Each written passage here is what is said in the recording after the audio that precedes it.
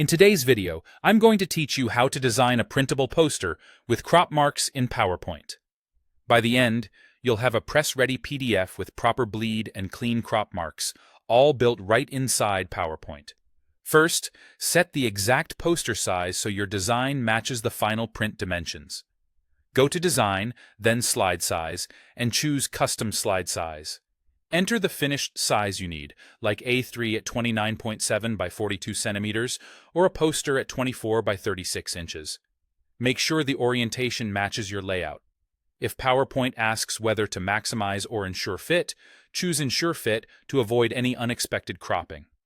This step locks in the final trim size, which everything else will be based on.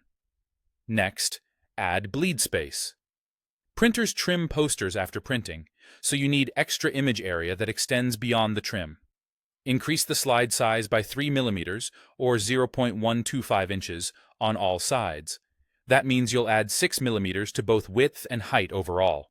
For example, an A3 poster becomes 30.3 by 42.6 centimeters.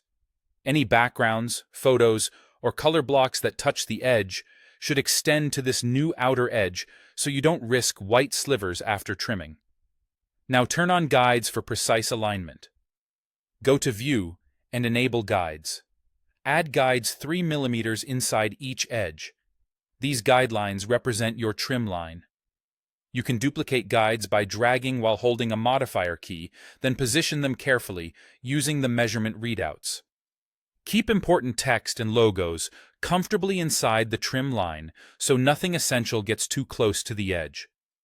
Create your crop marks manually next. Insert thin lines at each corner, placed outside the trim area and aligned to the guides. Keep them short and neat. A small tick extending just beyond the trim is enough. Set the line weight between 0.25 and 0.5 points for a professional look. Repeat for all 4 corners, both vertically and horizontally, making sure each line snaps precisely to the guides. To prevent accidental changes, lock the crop marks by selecting all of them and grouping with Ctrl+G. Bring them to the front so they remain visible above your design while you work, and leave them untouched as you finalize artwork. Finally, export for print. Go to File, Save As, and choose PDF.